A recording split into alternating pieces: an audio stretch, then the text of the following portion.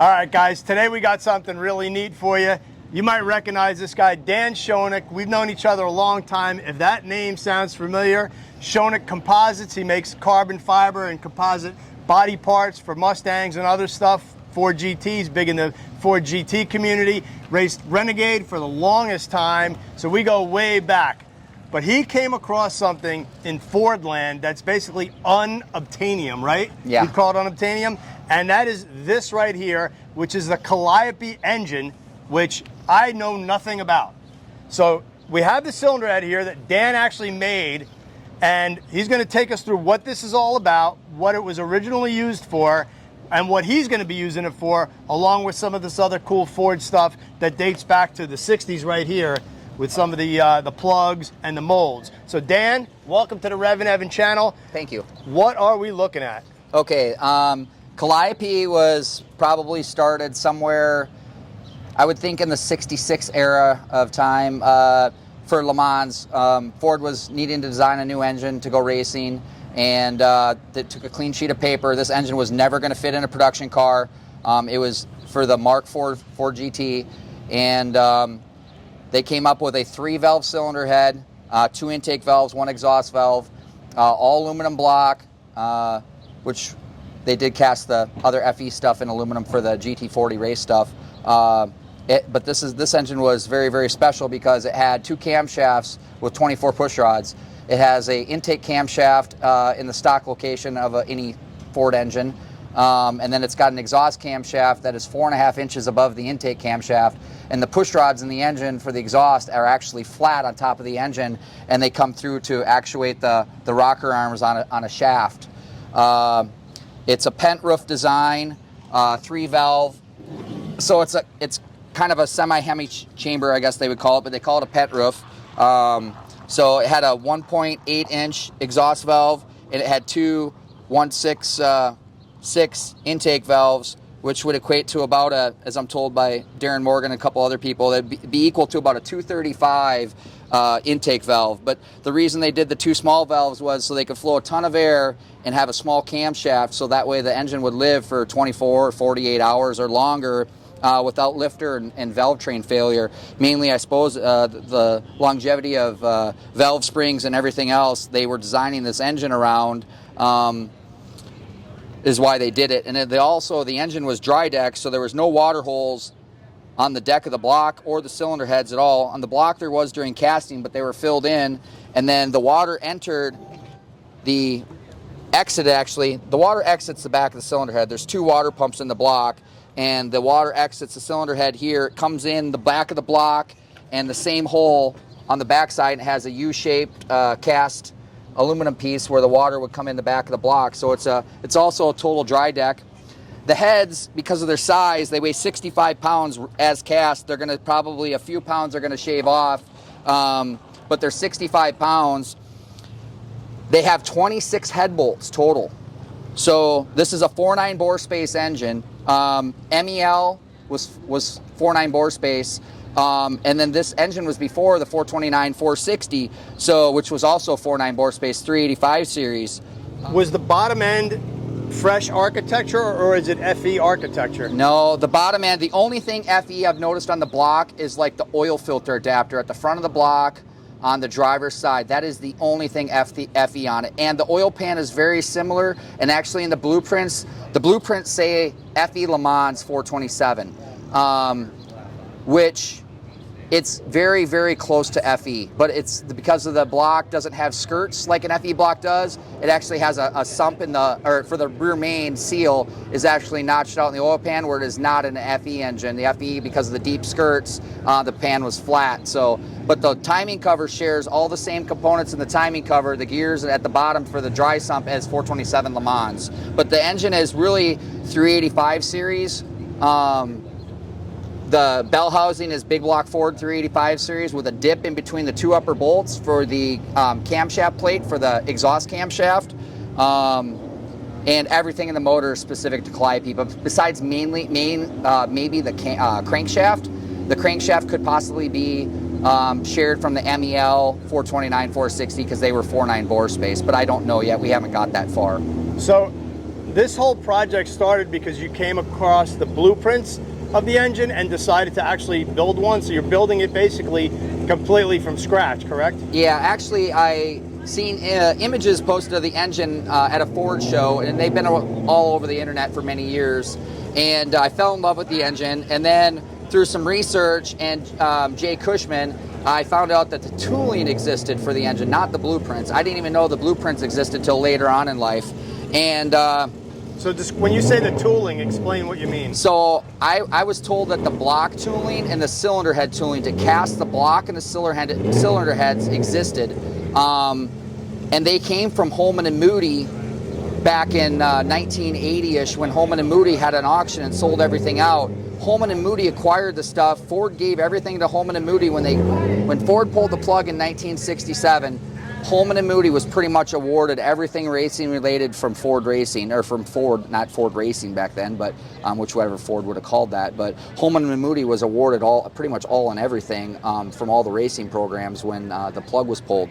So they held on to the stuff until about 1980-ish when they had their auction, and then the stuff was bought by Alan Root from AR Racing Products, which would have been AR blocks. He did the Boss 429 blocks, the racing blocks and heads.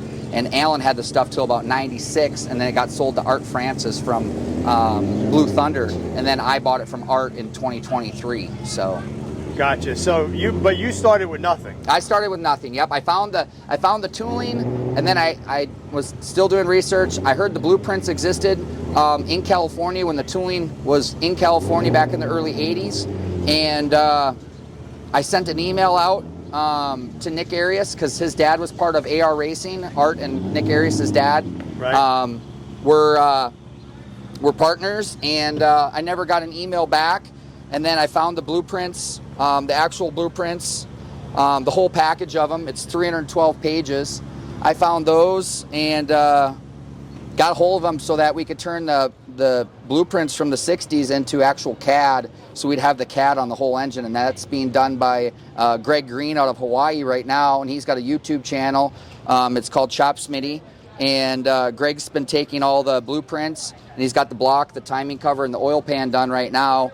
And he's been a godsend to have on my side to take this stuff so we can look at it in CAD. We can 3D print the parts. I'm going to be 3D printing a plastic block soon, full scale. I got a 3D printer big enough, and then 3D print the timing cover and the oil pan as we go. So you had this cylinder head cast, right, based off of? Yep. So I rented a foundry for a day. 5 of their employees, my brother, myself, Jay Brown, and a patterns guy who helped hand cut all the gating and the risers.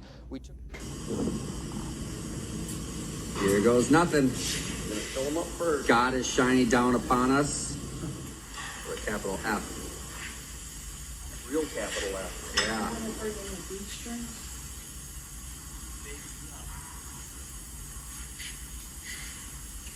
I'd wait till they come back with 2 more ladles.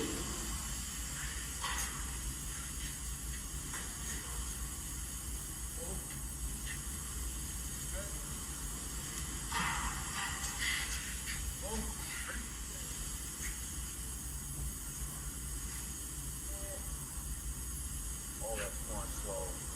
I told you. No, it's not. Now it's Raised up quite a bit.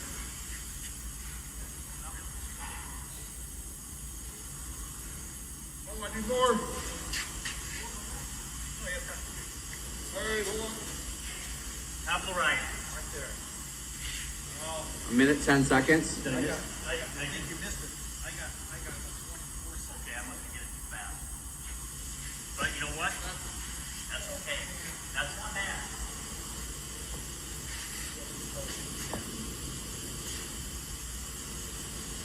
Thank you, God. I don't think so, huh? 15. How much you win? $1. Oh, a buck? Jeez.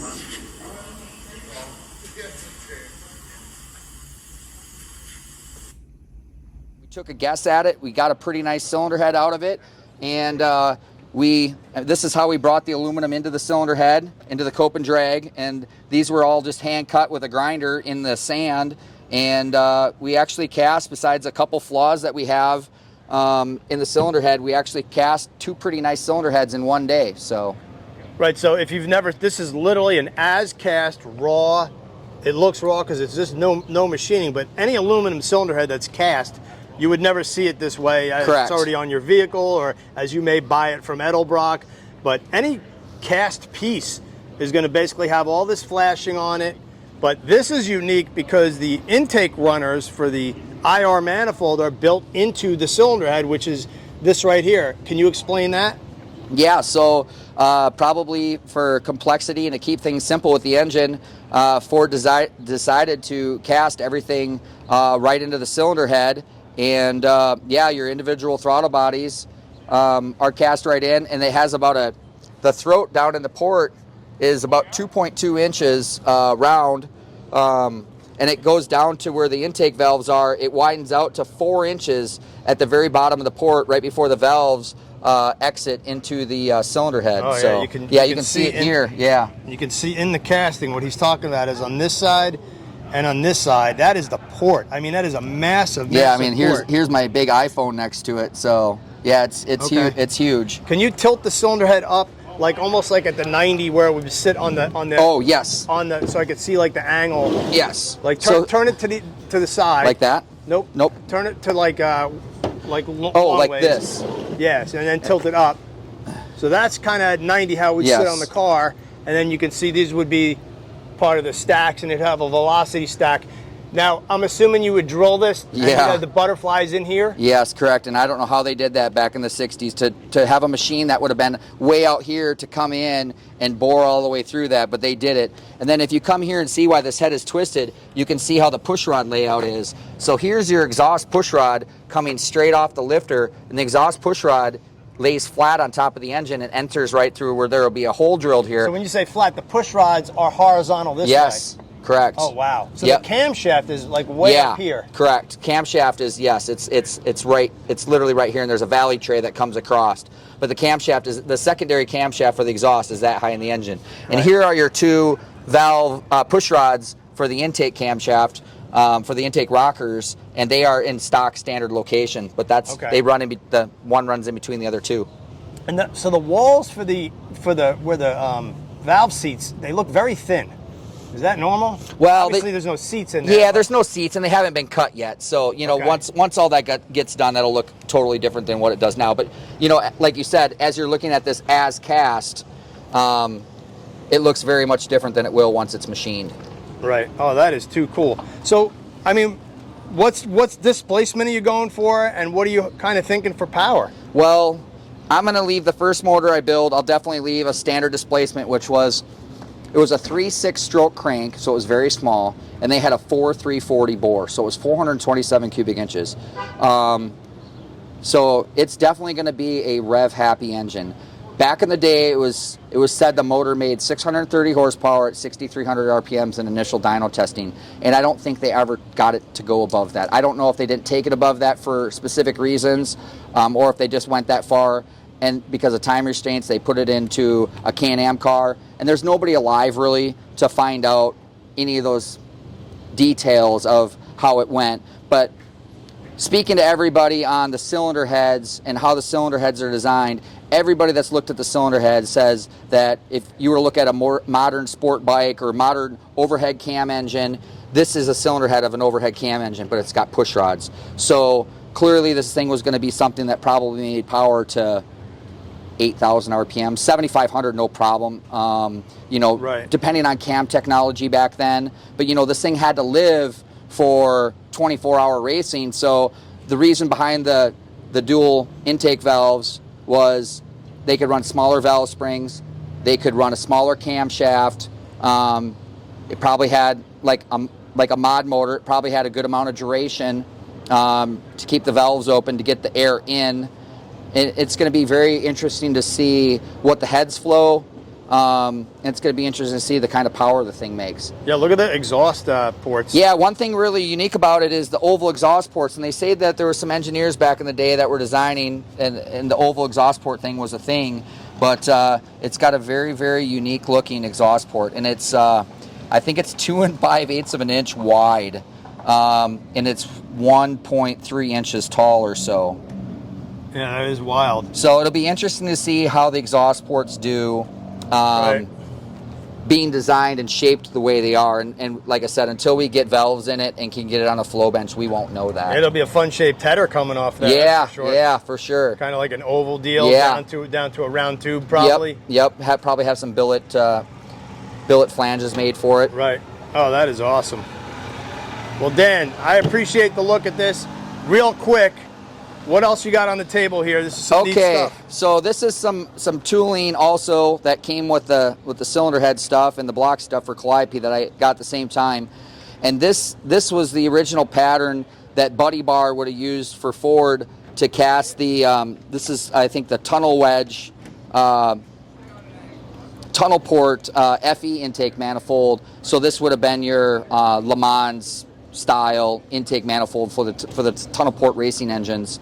And this is the original stuff from Ford Motor Company? Yeah, so you can see the C7 casting numbers in it. And this one might have been, I don't know. It's weird that this one is made out of a, but who knows how this one was made. It could have been taken off a mold off the mahogany piece like this for major production, because most of all the tooling was mahogany wood. And as you can see here, this one has got, this is the Boss 302 inline, and this has actually got the DOZX 9425A part number in it. This is an original Ford piece that Buddy Bar would have used to cast the Boss 302 inline. Was Buddy Bar the foundry? Buddy Bar's a foundry in California that did most of the casting for Ford, GM, Chrysler, anybody that did aluminum intake manifolds back, and then Buddy Bar did. Supposedly they had a steel lined, like a Quonset building that was lined with hangers, and there was up to 1,400 intake manifolds and patterns hanging from the walls in there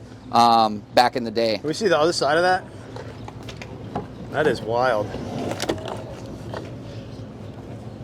And this pattern here would have done both sides. So this is what the bottom would have looked like.